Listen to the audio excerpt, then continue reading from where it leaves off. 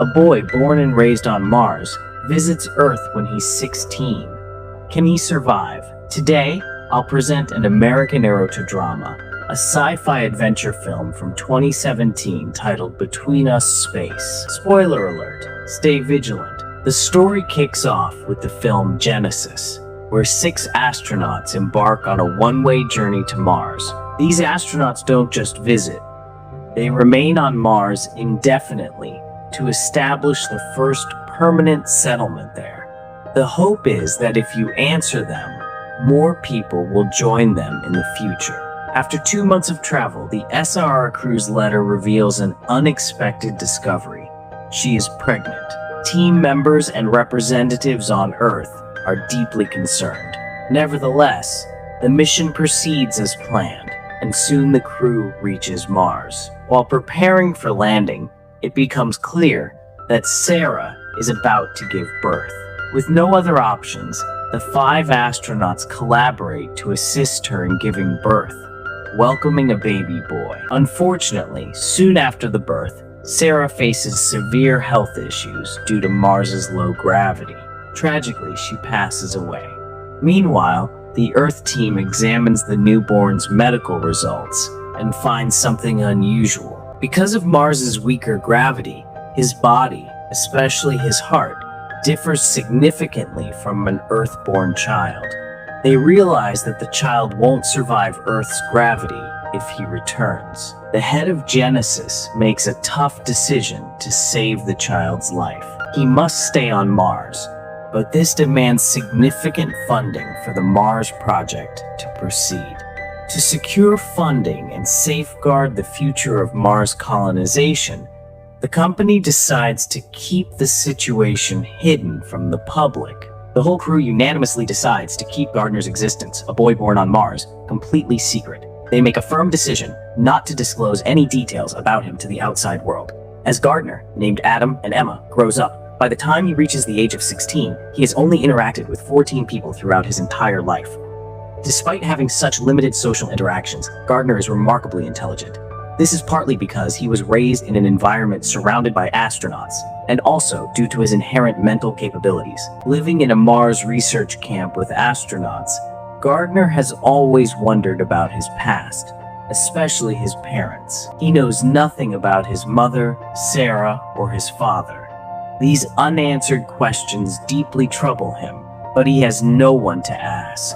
In the camp, there's a cabinet that belonged to his mother, but Gardner doesn't know how to open it. One day, driven by curiosity and determination, he sneaks into the lock and opens the cabinet. Inside the bag, there is a ring and a flash drive. Gardner takes the ring and puts it on his finger, then inserts the flash drive into the camp's kit. As Gardner opens the files, he finds a video recording of his mother on the beach with a man. In the recording, his mother is laughing and joking with the man. Before they both leave the beach to go home, Gardner assumes that this man must be his father. He decides to take a screenshot of the man's image from the recording. Meanwhile, Gardner chats online with a girl from Earth named Tulsa. Is a tomboyish, adventurous girl who dreams of freedom and traveling the world.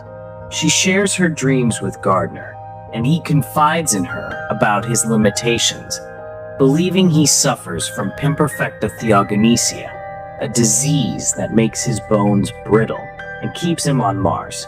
However, Tulsa doesn't believe him. He assumes Gardner is joking, and he envisions himself as boy residing in a tent on Park Avenue in New York City. Tulsa, lacking any family, is continually shuffled between various foster homes. She resides with several families for brief durations, never possessing a stable place she can truly call home. Gardner, however, feels more and more confined in his solitary life on Mars. On certain days when she feels frustrated and longs for freedom, Gardner sneaks out of the research center. She sometimes lightly considers driving his vehicle at high speed. Unfortunately, his vehicle backfires, putting him in a dangerous situation. After an accident with his car lying upside down, Gardner finds himself in a life-threatening situation as his oxygen tube disconnects, causing him to start suffocating. Suddenly, Kendra, one of the astronauts who is deeply concerned about him, arrives just in time and rescues him. helping him once again, breathes, and gets him back to the research center. Once safe, Kendra asks Gardner how he opened his mother's locker and found the password. Gardner says it was easy since scientists raised him. Later, Kendra talks seriously with the Genesis head, suggesting Gardner should come to Earth because he wants to. The chief also wants Gardner on Earth, but knows the risk is very high due to his special condition. She explains that Gardner must undergo a series of complex and challenging surgeries to survive Earth's gravity, and even with that, it remains risky. Kendra persuades him, and ultimately, the choice is made to prepare Gardner physically and carry out the essential surgeries for his journey to Earth. Gardner successfully undergoes multiple difficult surgeries, and over time, his physical fitness steadily improves. Kendra backs him every step of the way. Once preparations wrap up, Gardner reaches out to Tulsa on Earth to share the news.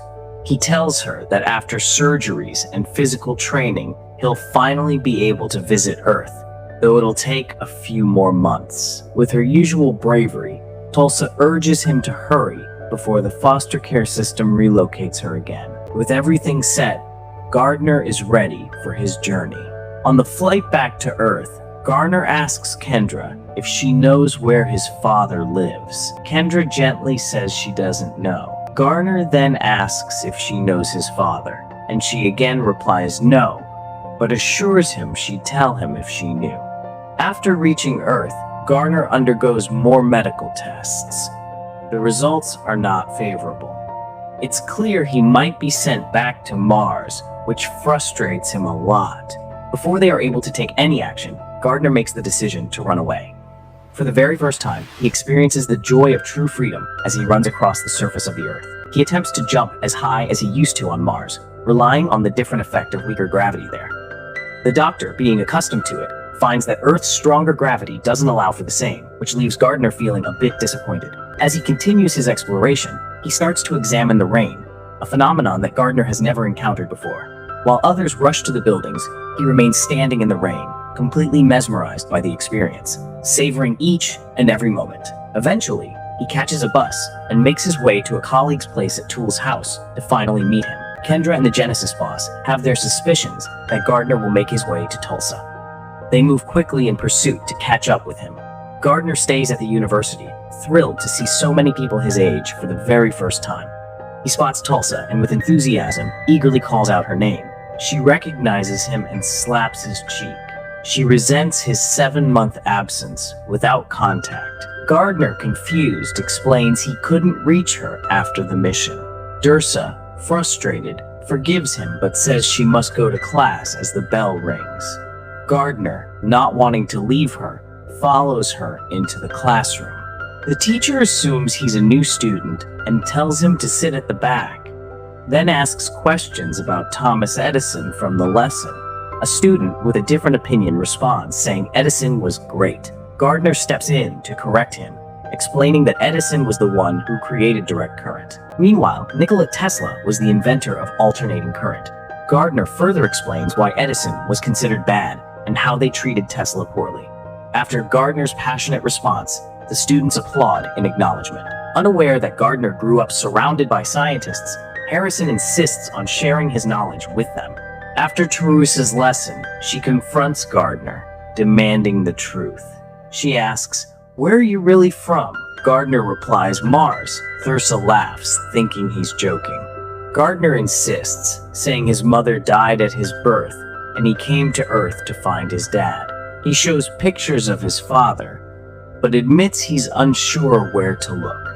Seeing his sincerity, Thursa agrees to help, and they decide to search together. They go to Thursi's house to get money for the trip, but Genesis boss and Kendra, who had been tailing Gardner, arrive there. I warned Gardner his health would worsen and urged him to return to Mars before it was too late.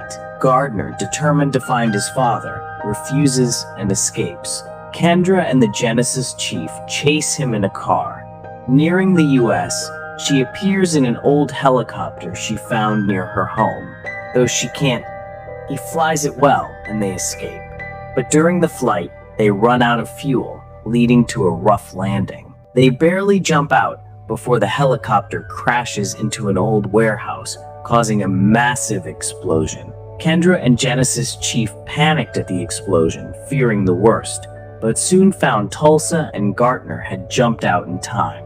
They took advantage of the moment, fled the scene, and rented a car to continue their journey. Gartner is filled with awe and excitement as he experiences Earth for the very first time. He marvels at everything around him and tries to understand the horse, which frightens him since he has never seen such a creature before. Tosa is both amused and surprised, still trying to wrap his head around Gardner's incredible story of coming from Mars. Gardner only possesses a photo of his father and is unaware of his father's address. However, he does have a ring that belonged to his mother. When Tosa looks online for rings, he learns it's a rare and unique wedding band. This search gives him the jeweler's address. They decide to visit, hoping to locate Gardner's father. Meanwhile, Kendra gets an urgent call from Gardner's doctor. His blood test results are concerning. His heart struggles to adjust to Earth's atmosphere and gravity. The doctor issues a serious warning that the situation is extremely critical and Gardner's life is at significant risk.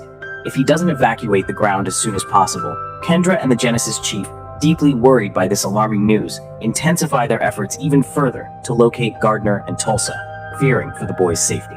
Meanwhile, Gardner and Tulsa are blissfully having the time of their lives, thoroughly enjoying their journey together. They shop for new clothes, attempt camping, and continue their exciting adventure, completely unaware of the increasing danger that looms over them. Along the way, their bond grows stronger and they become closer.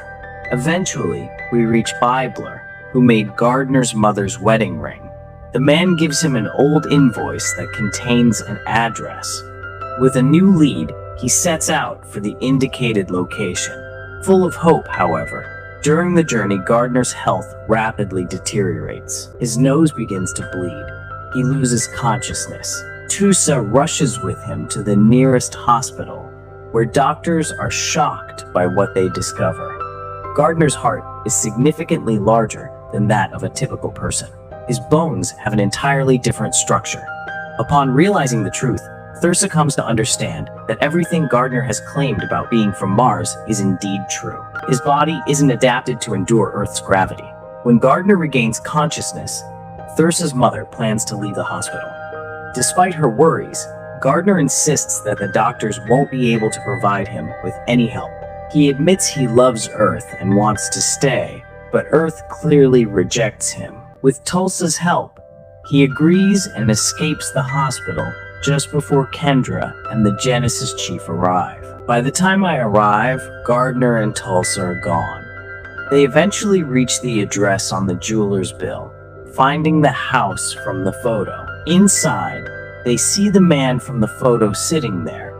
Gardner is thrilled, thinking he's found his dad. He shows a photo with his mom, Sarah, saying she died in childbirth.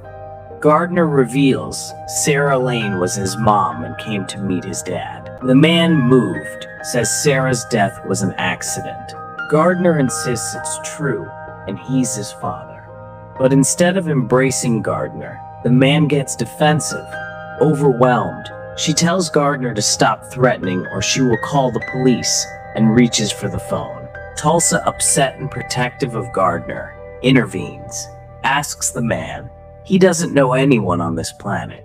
He only came here to find you. He dies. Clearly overwhelmed, the man replies, I don't know who you are or why you are doing this, but I am not his father. Tusa, confused, asks, then who are you? You are in his picture. The man pauses for a moment, then reveals, Sarah was my sister. Turka is stunned by this revelation. As she looks around, she notices Gardner is gone. She rushes outside and spots Gardner heading toward the sea. She yells, he is not your father, he is your uncle. Just then, Kendra and the Genesis Chief arrive. The three of them work together to pull Gardner from the water, and after a tense struggle, they manage to bring him back to consciousness. Chief Jameses, who had kept a stony face the entire time, burst into tears. Gardner, already conscious but weak, looks at him and asks what my mother was like. The man tearfully replies, "She was brave and good. She was not afraid of anything." Gardner, sensing the truth, says, "You are my father, right?" After a moment of silence, the man nods without admitting it. "I am." At that moment, the ambulance arrives. I quickly put Gardner inside. He was taken to a nearby airport, where a special plane was waiting for him. The plan was to take Gardner to an altitude high enough for his body to stabilize. When the plane took off, Gardner's father, deeply worried, sat next to the pilot, knowing that Gardner's only chance was to escape gravity. He took control of the plane, taking it up at full speed, despite the pilot's instructions to stay in the atmosphere. As they break through the atmosphere and enter into space, gravity diminishes, causing everything in the plane to become weightless. Gardner's health sees a rapid improvement, and she starts to feel much better, floating alongside everyone else. Even though Gardner's health has improved, the moment remains bittersweet. Back on Earth, independent preparations were underway to send Gardner back to Mars, because living on Earth is no longer feasible. Tulsa, Kendra, and Gardner's father are heartbroken. As they say goodbye, Gardner feels sad too, but knows Mars is where he belongs. He returns to Mars. Back on Mars, Gardner and Tulsa continue their long-distance talks. One day, Kendra surprises Tulsa by visiting and announcing she's finished her work and decided to adopt her. Kendra invites Tulsa to live with her and suggests that one day they train together to visit Gardner on Mars. The film ends with Gardner and his father walking together on Mars. Finally happy, Gardner has found the answers he was looking for, and Mars has become his true home. The story ends with a sense of peace, though Tulsa, Kendra, and Gardner's father feel the burden of separation. Subscribe to watch more videos like this one. Enable notifications and give a paw up to support the channel. Thanks for watching.